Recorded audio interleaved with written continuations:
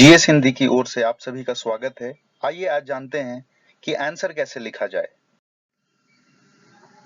सबसे पहले ये समझते हैं व्हाई आंसर राइटिंग।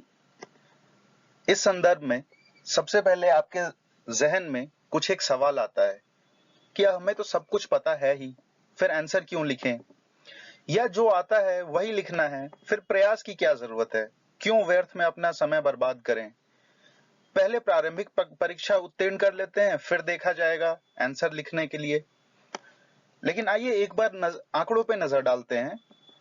2015 वर्ष में 1122 लोगों में से केवल 20 लोग फाइनल लिस्ट में उत्तीर्ण होते हैं। हालांकि प्रीलिम्स में 3 से 4 लाख लोग हिंदी मीडियम में बैठते हैं। तो ऐसा क्या होता है कि अचानक से 4 लाख लोगों में से केवल 20 लोग फाइनल एग्जाम में फाइनल स्टेज के बाद पास होते हैं। इसमें सबसे महत्वपूर्ण जो कड़ी है वो है उत्तर लेखन, आंसर राइटिंग। तो आइए जानते हैं उत्तर लेखन के कंपोनेंट्स क्या हैं। अब अगर हम कंपोनेंट्स की बात करते हैं तो ये 3 पार्ट में बटा हुआ है। इसके 3 हिस्से हैं। सबसे पहला है इंट्रोडक्शन, दूसरा है बॉडी और तीसरा है कंक्लूजन, जिसको कि हम इसका स्ट्रक्चर बोलते हैं। आइए जानते हैं इंट्रोडक्शन क्या होता है और इस पे क्यों ध्यान केंद्रित करना चाहिए, इसकी शब्द सीमा क्या होनी चाहिए, शुरुआत कैसे करना चाहिए, क्या परिभाषा देना उस क्वेश्चन में सही है या नहीं है। आइए देखते हैं एक उदाहरण से इसे समझते हैं। जैसे कि आप देखते हैं ये क्वेश्चन है कि भारत में वामवाद उग्रवाद बढ़ने के क्या कारण है और उसको रोकने के लिए क्या कदम उठाए जाएं। इस क्वेश्चन में अगर आप वामवाद की डेफिनेशन देते हैं तो वो एक वीक इंट्रोडक्शन होगा।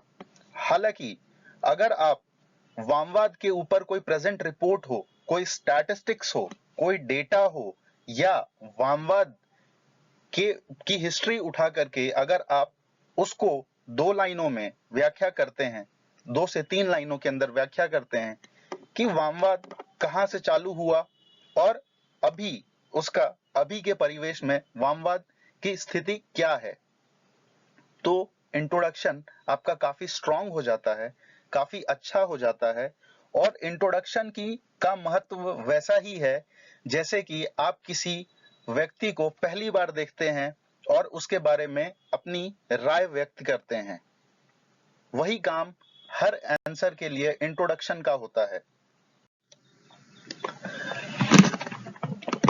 इंट्रोडक्शन लिखने में आपको एक और चीज की समझ होनी चाहिए कि इंट्रोडक्शन जितना स्ट्रांग होगा, जितना सटीक होगा, उतना अच्छा होगा।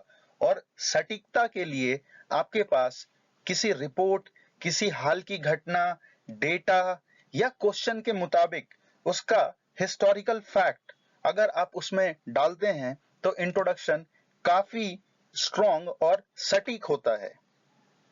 आइए अब बात करते हैं बॉडी के बारे में। जो बॉडी पार्ट है इसके अंदर सबसे पहले क्या होना चाहिए।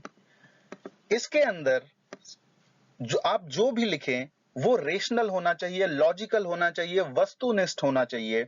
और इसमें आप अपना आर्ग्यूमेंट डालें, अपना तर्क डालें और उन आर्ग्यूमेंट्स को सपोर्ट करने के लिए कोई फैक्ट डालें, कहीं से कंपैरिजन डालें, कहीं से आप रिपोर्ट के बारे में डाल सकते हैं। किसी कमिटी का रिपोर्ट हो सकता है, जैसे लिंगदो कमिटी का रिपोर्ट भी आप डाल सकते हैं अगर वैसा कोई क्वेश्चन पूछा जाता है तो। इसके अलावा इसके अंदर आप उत्तर को पॉइंट में भी लिख सकते हैं, यहां आप डायग्राम भी डाल सकते हैं और इसको आप पैराग्राफ फॉर्मेट में भी डाल सकते हैं। इसके लिए कोई रूल नहीं है, कुछ भी नहीं है। बस एक बात का ध्यान दें कि आप जो भी लिखें वो पढ़ने योग्य हो। जितना पढ़ने योग्य होगा आपके चांसेस उतने अच्छे हैं नंबर स्कोर करने के। आइए अब जानते हैं कंक्लूजन के बारे में। कंक्लूजन कैसे लिखना चाहिए, क्या करना चाहिए। तो सबसे पहले कंक्लूजन के अंदर आप सजेशन दे सकते हैं और सजेशन नहीं भी दे सकते हैं, बट कोशिश करें कि सजेशन देने का क्वेश्चन के हिसाब से। अगर क्वेश्चन कोई सजेशन मांग रहा है तो दे दें। उसके बाद आप जो भी कंक्लूड करें वो यथार्थवाद होना चाहिए, वो रियल होना चाहिए, न कि ड्रीमी होना चाहिए, न कि स्वप्निल होना चाहिए। और उसको एंड करें हमेशा एक विजन के साथ, और इस तरह से आपका आंसर लिखने की कला, जिसको कि हमने 3 पार्ट में देखा है, वो बढ़ता है। साथ में ही कंक्लूजन में आप इस बात का ध्यान दें कि दोनों तरफ के व्यू को, दो अलग-अलग व्यू के बारे में अगर जिक्र हुआ है, दो अलग-अलग एंगल के बारे में जिक्र हुआ है, तो कंक्लूजन में उसको एक पॉजिटिव नोट पे, एक सही नोट पे उसको एंड करे और वहां पे अपनी विजन को उसमें डाले साथ में, ताकर कि कंक्लूजन एक पॉजिटिव और एक रियल चीज को दर्शाए, न कर कि आपके उत्तर को एक गलत एंगल दे और एक वीक एंगल दे। तो इस तरह से हम कंक्लूड करते हैं आज कि आंसर राइटिंग कैसे करा जाए और आपको आंसर राइटिंग कैसे लिखना चाहिए। बहुत बहुत धन्यवाद। Thank you so much.